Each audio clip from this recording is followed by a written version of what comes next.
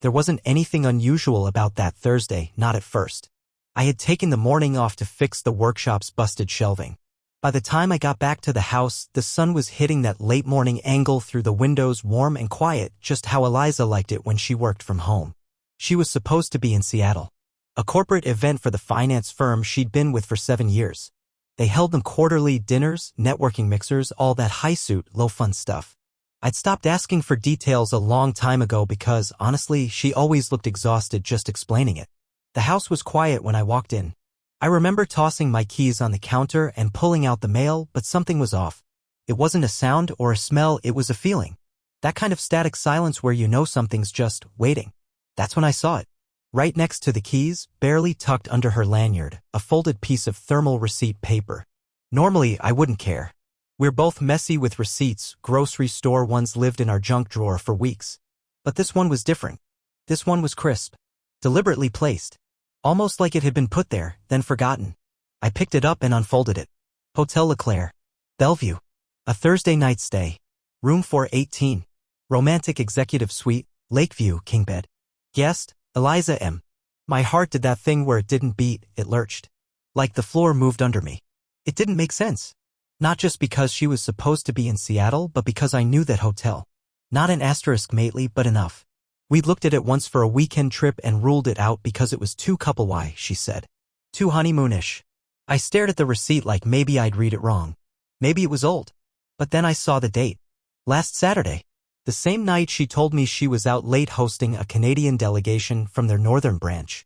Said her team had been handpicked to show the visitors around town, cocktails, steakhouse, blah blah. She even texted me around midnight with a picture of some old-fashioned cocktail and said, "Can't wait to come home." That was the same night I ate leftover lasagna and rewatched a documentary on collapsed bridges. I kept scanning the receipt. 2 guests. Late check-in. Paid in full with her personal card, one I didn't even know she used for work. It was all there in black and white. No denial. No way to misread it. But still, a part of me, some loyal, aching part, wanted to find a way for it not to mean what I knew it did. That's when she walked in. The door opened behind me with that soft squeak we both said we'd fix but never did. I didn't turn around. I just stood there, holding the receipt like it was a crime scene photo. She walked into the kitchen with her coat over her arm, eyes on her phone, talking under her breath about traffic and some new assistant screwing up travel plans. She looked up and froze when she saw me. Her eyes darted to the counter. She saw the paper in my hand and, without missing even half a beat, said, "Oh, that's nothing. My boss booked the room for these Canadian guys. He used my name because his account was acting up." Dumb, right? I told him not to, but he said it would be faster. I didn't say anything. Just kept looking at her. Watching her face. She kept going, voice calm, just a little too casual. I didn't even stay there. I think they ended up canceling it, but I guess the system still charged us. I'm getting it reimbursed. Her tone was polished. Practiced even. And I knew that tone. It was her conference call voice, the one she used when talking to board members or clients, smooth and controlled. Not the voice you use when explaining something real to your husband. Then she smiled. That soft, almost pitying smile that says, "You believe me, right?" It didn't reach her eyes. I looked back down at the receipt. 2 guests. Romantic suite. Her card. I nodded slowly. Okay. That's all I said. Okay. Not because I believed her, but because I didn't trust myself to speak. She walked past me, setting her bag down on the stool, brushing a kiss across my cheek like nothing had happened. My body didn't move. My hand was still holding the receipt, slightly crumpled now. I listened to her footsteps as she climbed the stairs to our bedroom, the same room we shared, the same room where I had built our life together piece by piece. And I just stood there. Not angry. Not sad. Just hollow. Something in me had gone still. Not quiet, but still, like the air before a storm. I stared at the counter where she had set her purse, at the keys we both shared, at the half-finished coffee she'd left on the windowsill. Everything felt too normal. Too staged. I thought about the weekend. How I'd texted her to bring home those cinnamon rolls from the little bakery we both liked. She said she forgot. She said she'd been running around all day. Now I knew why. It wasn't the hotel room. Not just that. It was the way she looked me in the eye and lied without flinching. It was the way she tried to control the story the second she walked in, handing me the script and expecting me to read my lines. I set the receipt back down. Walked over to the sink. Ran cold water over my hands until they stopped shaking. I told myself not to jump to conclusions. Told myself there could still be some explanation, some way out of this. But the truth had already arrived. And it wasn't loud. It was quiet. It was a weight in my chest, a pit in my gut, a cold certainty that couldn't be talked away. She came back down 20 minutes later in yoga pants and a sweatshirt, acting like everything was normal. Asked if I wanted to go for a walk, maybe get out of the house. I told her no. Said I had things to do in the workshop. She didn't press. Just nodded, tied her hair back, and went outside with her phone pressed to her ear. I watched her from the window. She was smiling as she talked, pacing the front sidewalk, nodding along. I couldn't hear the words, but I didn't need to. Because in that moment I knew. Whatever this was, whatever we were, I wasn't the only one in it anymore. And something had shifted permanently. I drove to the workshop that night, even though there wasn't anything urgent waiting for me there. I just couldn't be in the house. Not with her walking around like nothing happened. Not with that receipt still sitting on the counter, a silent witness to whatever game she was playing. I needed space. I needed noise. I needed to be alone with the version of the truth that had been screaming at me for months, even if I hadn't wanted to hear it. I turned the lights on, flicked the switch on the space heater, and sat on the old stool near my workbench. It smelled like sawdust and varnish, comforting, familiar. I'd built half our furniture in here when we moved into the house. Eliza used to come by, bring me iced tea, lean against the wall, and ask if I'd ever thought about opening a custom shop. Back then, she used to look at me like I was the best thing that ever happened to her. When did that change? I couldn't stop thinking about the receipt. The room for two. The suite with the lake view. And her voice, so calm, so collected, telling me it wasn't what I thought it was. It was like someone had hit rewind on our entire relationship, and now I was seeing everything in reverse and clearer than ever. It started months ago. Maybe even before that. But there were signs. God, there were so many signs. And I'd ignored them all. Like how she started staying late at work. At first, it was once or twice a week. Then it became most nights. I've got this deadline, she'd say. Or we're restructuring the department. Always a reason. Always something that sounded plausible. But I'd wake up at 1 a.m. and find her side of the bed empty, the garage still dark, no sign of her car in the driveway. She'd come in quietly, sliding under the sheets like a ghost. I'd ask if everything was okay. She'd say, yeah. Just tired. Then there was her phone. I used to joke that she treated it like a second limb. But then, gradually, she started hiding it. Turning off notifications. Putting it face down on the nightstand even when it buzzed. I noticed the way she'd take it into the bathroom, even just to brush her teeth. I wasn't trying to snoop, honestly, I wasn't, but once I passed by the door while she was in there. Heard her whispering. It wasn't the words that got me. It was her tone. Soft. Cautious. A little breathy. The kind of voice you use when you're trying not to be overheard. She came out 5 minutes later, kissed me on the cheek, and said she'd been watching a YouTube video. I didn't question it. I just smiled and nodded. Because that's what you do when you're in love, right? You trust. Even when it doesn't feel right, even when your gut is twisting into knots, you tell yourself it's nothing. That you're overreacting. That you're being paranoid. Then there was her body language. The way she pulled away when I reached for her. The way she stiffened during hugs like she was being held hostage. She used to melt into me. Her hands would find the small of my back. Her fingers would trace the curve of my shoulder. Now she barely touched me at all. We stopped having long talks at night. The kind where we'd lie in bed and toss around ridiculous hypotheticals. Like what we'd name our future dog or where we'd go if we quit our jobs and lived out of a van. Instead, she started falling asleep early. Or claiming she had to work. Or just saying, can we not talk about this right now? Even her laughter changed. That was one of the hardest things to admit. It got quieter. Shorter. More polite than real. I used to be able to make her laugh until she cried. Now, it felt like she was just being polite. Like she was humoring me. And then came the passwords. One night, I went to order dinner through our shared delivery app, couldn't log in. Password had changed.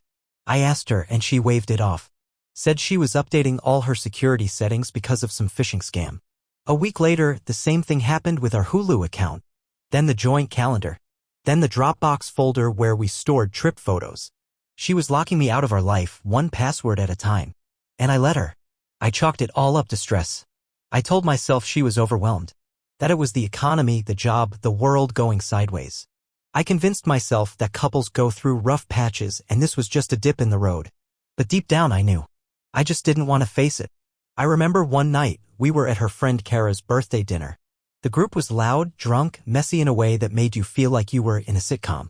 I looked over at Eliza, expecting to catch her rolling her eyes or shooting me that look we always shared in situations like that.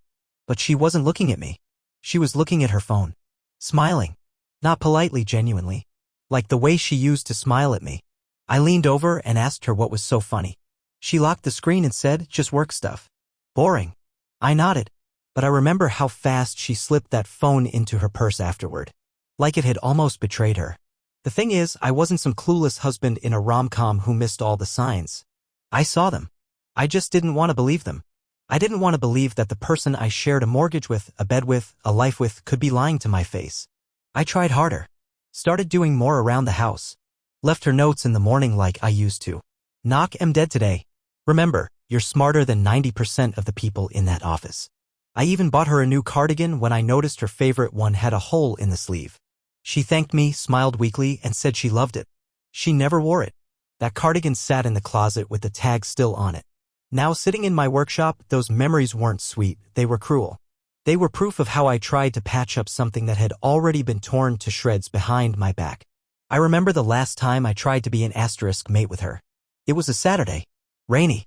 She had just come out of the shower, hair damp, face makeup free, her most beautiful state, in my opinion. I reached for her, gently, just testing the waters.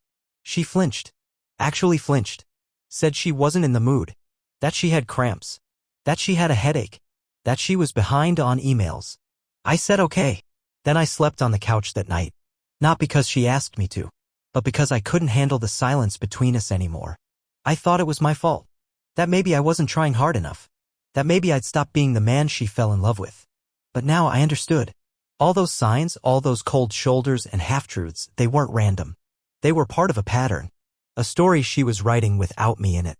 And I had been too damn loyal to read between the lines. The morning after my little retreat into the workshop, I got up earlier than usual. I didn't sleep much, my mind was loud, restless. I lay there most of the night staring at the ceiling, replaying the past 6 months in my head like some grim highlight reel. Every time I closed my eyes, I saw that hotel receipt. Room 418. Romantic executive suite. Paid with her card. 2 guests. The silence between us at breakfast was worse than any argument. She ate cereal, barely looked at me, and scrolled through her phone with robotic detachment. I said I needed to stop by her office to pick up some tax documents for our joint return. She nodded, barely listening. "Top drawer," she said between bites, not lifting her eyes. I left 5 minutes later and made my way to her office. She worked in a small converted bedroom we'd remodeled during lockdown, sleek desk, bookshelves lined with binders and awards, minimalist decor she claimed helped her focus. She'd always been proud of that space. It was quiet when I stepped inside, the curtains still drawn.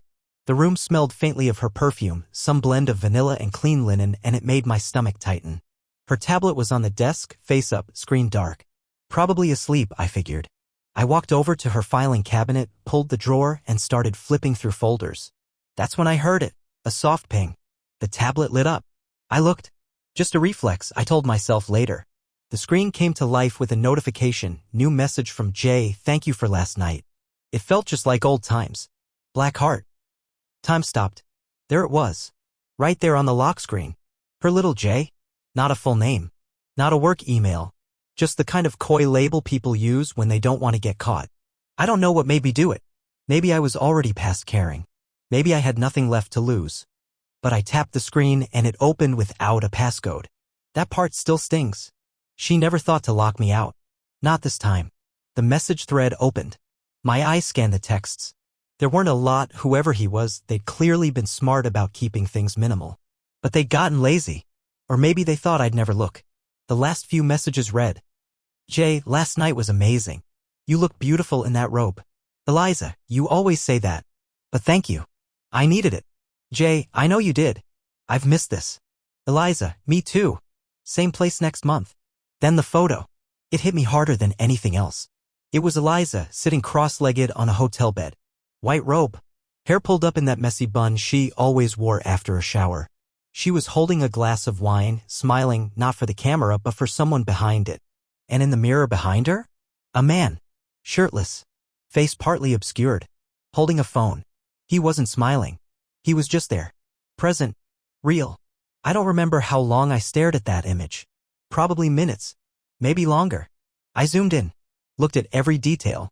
Her necklace. The The gold one I gave her for our anniversary. She wore it with him. I took a photo with my own phone. Then another. Then I scrolled up the thread, checking for anything else. There were more texts. Most short, vague. Jay, same time Thursday? Eliza, yes. Can't wait. Jay, you sure he doesn't suspect? Eliza, not even close.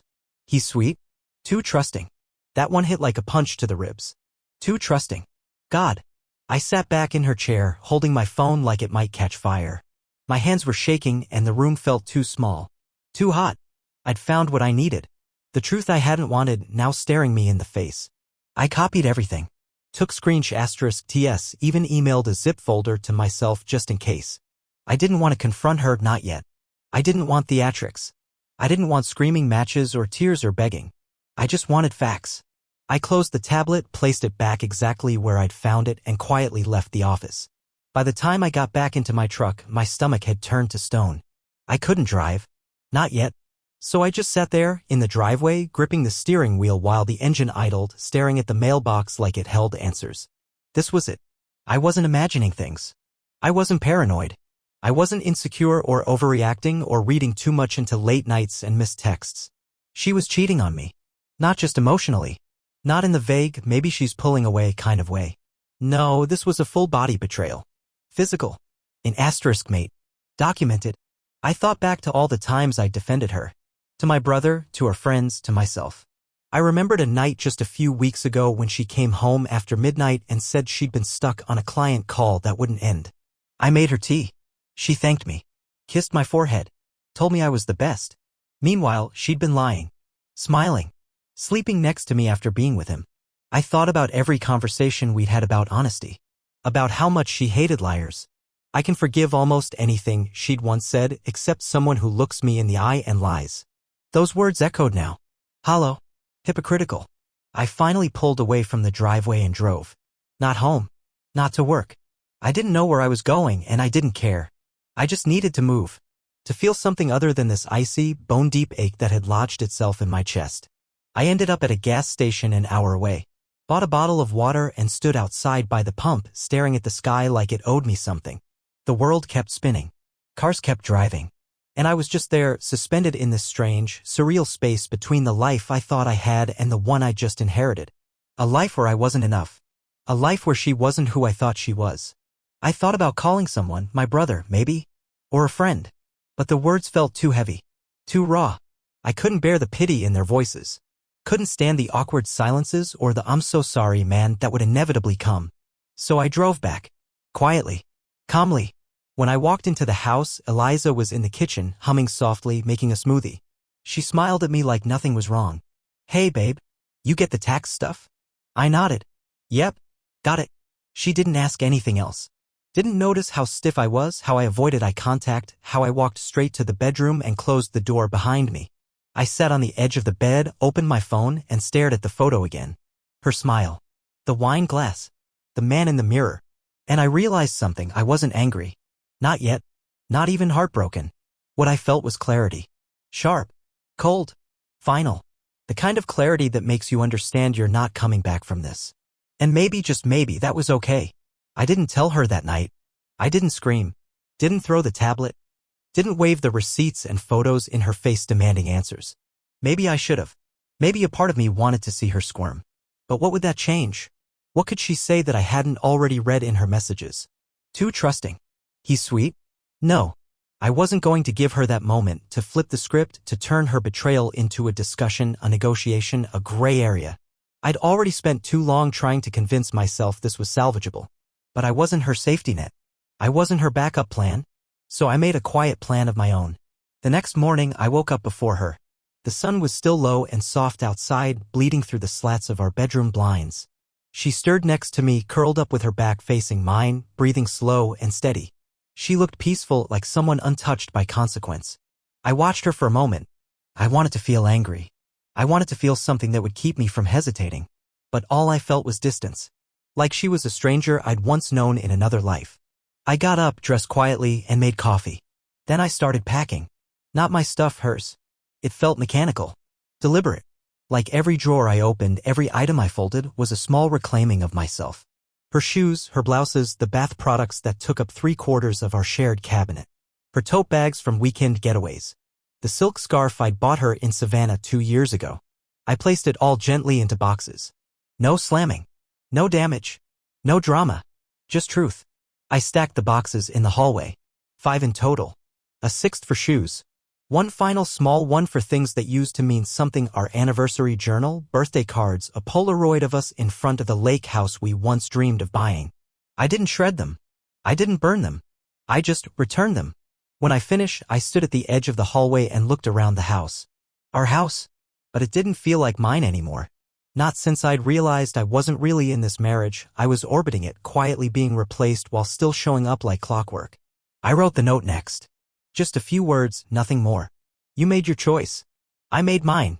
I pinned it to the fridge with the magnet that used to hold our grocery list. The one shaped like a pear. She loved it because it was whimsically ugly. I always thought it looked like a green teardrop. I didn't wait for her to wake up. I didn't leave a forwarding address. I just left. I drove 6 hours that day. No destination. Just the hum of the road and a worn playlist that felt like a lifeline. I passed the same gas station we stopped at on our honeymoon, ironic, and I didn't even flinch. My phone buzzed twice around noon. Once from her. Once from a number I didn't recognize but could guess easily. I didn't answer. I turned the phone off. Eventually, I ended up in a city where I'd gone to school years ago. A place that used to smell like ambition and possibility. It was strange being back. The streets felt narrower. The people younger. But there was comfort in it too. No one here knew me as part of a couple. No one looked at me and saw someone halfway through a dissolving marriage. I checked into a small rental off a quiet street. It wasn't fancy, bare walls, old curtains, a stiff couch that smelled like someone else's dog, but it was mine, at least for now. That first night alone, I sat on the balcony with a cup of gas station coffee and nothing else. No noise. No lies. No pretending. Just me. And it was okay. Not good. Not free. Not yet. But okay. Over the next few days, I unplugged. Changed the passwords on all our shared accounts, Netflix, the bank, the utilities. I transferred my paycheck to a solo checking account. Locked her out of our cloud storage. Removed her from the car insurance. Little steps. Paper cuts, if you will. But necessary ones. I knew she'd notice. And she did. On day 3, she emailed me. Subject, can we talk? Please? Zach. I woke up and everything was gone. I don't understand. What happened? Where are you? Can we please talk? I know you're hurt, but you're scaring me. Please just answer me. Eliza. No apology. Just confusion. No ownership. Just panic. On day 4, she found out where I was staying. Probably through a shared Google Calendar I'd forgotten to clear. She showed up mid-afternoon. I was walking back from the store with a bag of instant noodles and some shampoo when I saw her car parked in front of the rental. I almost turned around. But I didn't. I kept walking. Calm. Measured. She got out as soon as she saw me, eyes red, hair tied back like she hadn't slept. Zach, she said, stepping toward me. Please. I don't know what you think you saw, but... Stop. I didn't raise my voice. Didn't yell. She froze. Her mouth opened slightly like she was about to explain something rehearsed. She started reaching for my arm. I stepped back. I didn't mean for it to happen. It was stupid. I was lonely and You lied. I said it simply. Like stating the weather. I know, she said, her voice cracking. I made a mistake. But you just left. No warning. No conversation. That's not fair. I laughed. Not because it was funny. Because it was ridiculous. Not fair. I repeated.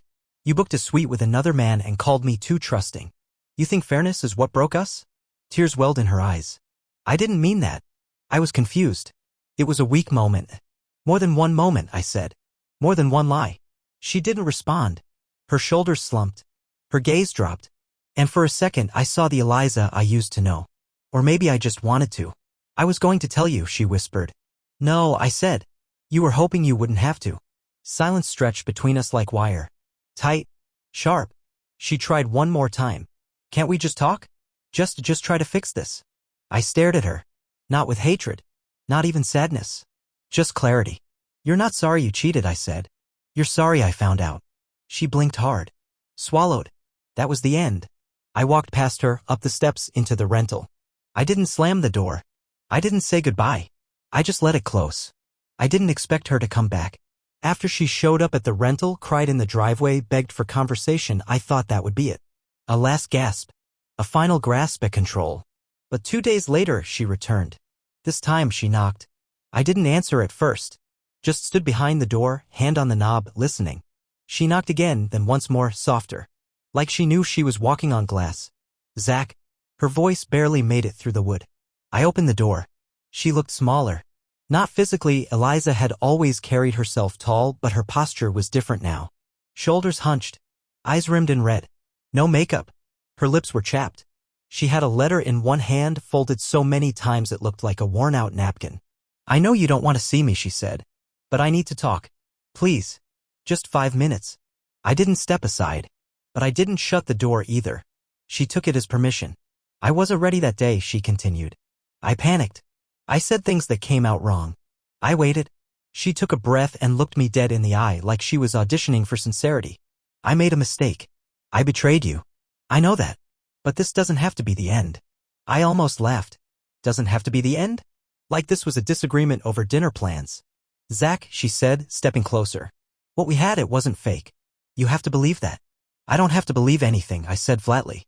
She nodded quickly as if expecting the resistance. Okay. But I need you to know I didn't sleep with him to replace you. I did it because I was lost. Because I felt invisible.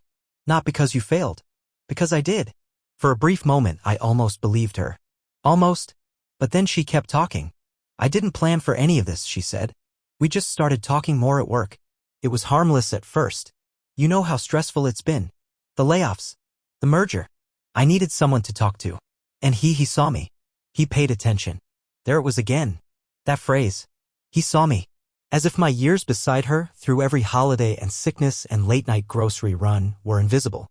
As if I hadn't spent months trying to figure out what was wrong, trying to bring her back from the silence she'd wrapped herself in. Eliza, I said, I did see you. I just wasn't the one you wanted looking anymore. That made her flinch. She pressed the folded letter into my hand. I wrote everything down, she said. I didn't want to get defensive again. Or make it about excuses. You already made it about excuses. Her mouth opened slightly, but nothing came out.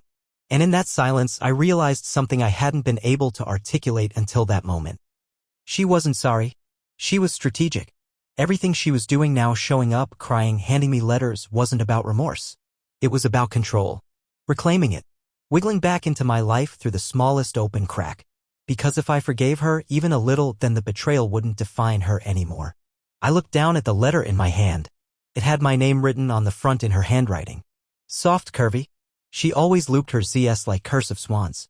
I handed it back. She blinked. You're not going to read it? No. Her hand dropped. I've already read the truth, I said. You just typed it with your thumbs instead of a pen. Her lip trembled. She took a deep breath like she was gearing up for another tactic. Zach, I'm going to therapy now. I started last week. I'm doing the work. I've realized so much already. I was selfish. I let resentment grow. I didn't communicate. But if we could just try counseling together, we might still have. We don't. She looked up, eyes wide. You won't even try? You tried with him. Her mouth fell open, but the words didn't come. She stepped back like the air between us had turned to ice. I gave you everything I had, Eliza. My loyalty. My trust. I believed in you when you were barely showing up for us. And you repaid that by giving the most vulnerable parts of yourself to someone else, then lying about it. I know, she whispered. I know I messed up. No, I said. Messing up is forgetting a birthday. Or saying something hurtful in a fight. You didn't mess up. You made a choice. Again and again. And now I'm making mine. Her face crumpled. For the first time I saw real panic. Not guilt. Not sadness. Just fear. Not of losing me. But of losing control of the narrative. She sank onto the steps, hands shaking. You're really not coming back, are you? No, I said. I don't know how to fix this, she whispered. You don't. She didn't argue. That's what told me the most.